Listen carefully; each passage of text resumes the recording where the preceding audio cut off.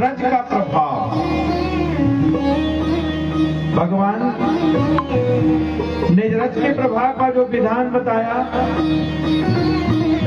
अरे आप पूजा करने बैठते हैं, पूजा करते हैं, कपड़े के आसन पर बैठकर पूजा करने से जीवन में ऋण बढ़ जाते हैं। कौन कौन चद्दर और दरी बिछा के पूजन करता है? प्लास्टिक के, ये प्लास्टिक तो कुछ है ही नहीं है, सब कचरा है। उस पर जो बैठ करके पूजन करेगा तो पता नहीं, हम शास्त्रों में तो नहीं पढ़े कि 2% उसे फल मिलेगा कि 10%, पर कोशिश करिए आसन उषा का हो। उषा का आसन नहीं मिल पा रहा तो घर घर में आप कंबल जो आते हैं, पूर्ण वस्त्र के ऊपर बैठ करके पूजन करने से जो पूजा हम कर रहे हैं 100 का 100 फल हमें प्राप्त होता है। थोड़ा जीवन दर्शन की बात हो जाती है। आसन पे आप बैठे हैं, आसन से उठ करके यदि आप जा रहे हैं तो पूजा भंग हो जाएगा। अब उठ के जाना है तो कहाँ जाएंगे? बालक रुदन कर रहा है, आप उठ के जा रहे हैं, आपको कोई दोष नहीं लगेगा। आप स्नान किए हैं, बालक ने गोद पर मल मूत्र यदि कर दिया है तो आपको वस्त्र बदलने की जरूरत नहीं है। आप उसे पुनः शुद्ध करके और पूजन पे आप बैठ सकते हैं। आपके गुरुदेव भगवान आ गए हैं, उस समय पर आप पूजन, जिस पूजन की स्थिति पर है वहां प्रणाम करके, भगवान आपसे तो गुरुदेव ने हमें मिलाया,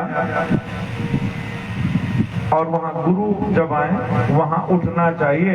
बाकी यदि कोई आ भी जाते हैं तो आसन छोड़ करके नहीं उठना चाहिए। यदि उठते हैं तो वह पूजा का फल पूरा इंद्र ले जाता है, हमारा फल निरर्थक हो जाता है। रज का जो प्रभाव है, भगवान ने अनन्य लीलाओं का विधान किया। जीवन दर्शन में कौन कौन अपने घर में सायंकाल के समय आरती करता है? हाथ नहीं उठवाएंगे, पर हर लोग करते हैं। क्यों करते हैं? सासू माँ कर रही थी इसलिए करते हैं। नई बहू आती है तो और ज्यादा उसमें घी डाल के आरती करती है कि थोड़ा 8 नंबरी देख लो, बत्ती और तेज कर देती है, थोड़ा देख लो। नई बहू आई है, नई बहू आएगी तो पहली बार सास ससुर का बार बार पैर छुएगी, इसके बाद ससुर जी मांगेंगे चाय ला दो, तो पता नहीं मिलता है। ये जो व्यंग का विधान है, ये व्यंग है। हम रात्र के सायंकाल के समय हर घर में आरती करनी चाहिए। दीपक दान, दीप दान कहा गया है। कहाँ से शुरू करनी चाहिए? जिस घर में तुलसी नहीं है वहाँ ब्रह्म का स्थान नहीं। जिस घर में चौरी नहीं बनाई गई वहाँ ब्रह्म का स्थान नहीं है। तो हमें शुरू आरती कहाँ से करनी चाहिए? देवताओं से शुरू करके और तुलसी मैया तक जानी चाहिए, या तुलसी मैया से शुरू करके और बाहर भी आरती करने जाना चाहिए। बाहर आरती करने कहाँ तक जाना चाहिए? जिस घर में दरवाजे की दहलीज पर स्त्रियां बैठने शुरू कर दें, उस घर में बीमारी अपने आप प्रवेश कर जाए। किसी न किसी का विनाश होना निश्चित है। जहां मुख्य दरवाजे पर बाहर पैर लटका करके महिलाएं जो बैठी हैं, अब जाना कहाँ चाहिए? तो हम दीपक लेकर के, उस समय पर मिट्टी का दीपक पवित्र माना गया है। मिट्टी के दीपक में तेल का दीपक यदि आप जलाते हैं तो तेल वाले दीपक में घी वाला बत्ती नहीं रखेंगे। घी वाले में घी का ही रखेंगे, तेल वाले में तेल का ही रखेंगे। संधि बेला में घी के दीपक से आरती करने का विधान नहीं है। संधि बेला भगवान शंकर के गणों का है। संधि बेला यमदूतों के आने जाने का समय है। संधि बेला पर ही टोना जादू जगते हैं।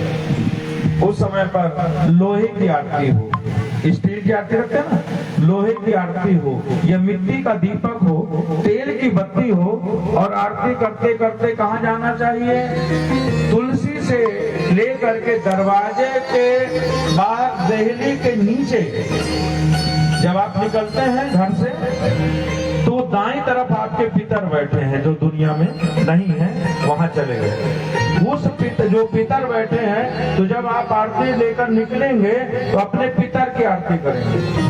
दरवाजे पे किसकी आरती करते हैं? कोई देवता बैठा है क्या? पर ऐसे घुमाते हैं ना, घंटी ध्वनि लेते हुए जिस घर में तुलसी से लेकर के और बाहर दहलीज तक, डेहरी तक अपने पितरों की आरती कर दी जाती है, उस घर में कभी धन की कमी नहीं होती। अब आरती तो आपने कर दी, दीपक आपने जला दिया, देव कार्य का दीपक नहीं बुझाना चाहिए, पितरों के कर्म का दीपक बुझा देना चाहिए। दीपक बुझ गया, बत्ती आरती में बची रहती है, जलने के बाद भी कौन कौन उसे हटाता है? 9-10 बजे रात, किसी के पास समय नहीं। यदि सूर्य उदय के समय उस बत्ती को सूर्य भगवान देख लेते हैं, आपका आरती विफल हो गया। तो सूर्य उदय के पहले उठने का विधान है। या जो नहीं उठ पाते आजकल, अब भाई कोई बीटेक कर लिया है, कोई लड़की, कोई है ना MBA करके बैठ रही है, अब पति देव भी सोचते हैं कि अब पढ़े लिखे हैं, अब कौन सवेरे आरती करे, उनको आडंबर दिखता है। तो चाहिए कि सोने के पहले वो दीपक जो बत्ती जो जल गई है, उस बत्ती को हटा देना चाहिए, हमें पूरा पुण्य मिल जाए, हमारा पुण्य बटे ना। तो जो काम करते हैं उसका फल सबको चाहिए कि नहीं चाहिए? आगे कथा आएगी कि फल काट करके भगवान को क्यों नहीं चढ़ाना चाहिए। आगे की कथा में है, भगवान ने लीला रची है। अभी राम कथा में उस दिन बात आई ना कि बड़ी बड़ी बुढ़िया भी सज धज के, और राम का बारात जब जा रहा था उस समय पर उन्होंने कहा कि इन्हीं के जैसा दूल्हा अगर हमें मिल जाता तो हम तर जाते। कन्याओं ने भी कहा कि ऐसा ही हमें दूल्हा मिल जाता तो हमारे भाग्य खुल जाते।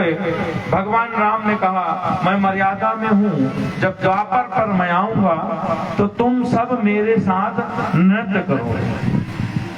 रास लीला का विधान आता है।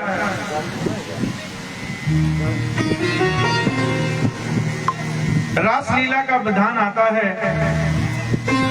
तास्तु पंक्तिकृता सर्वा रसयन्ति मनोरमम्, गायन्तः कृष्णचरितं दन्दसो गोप।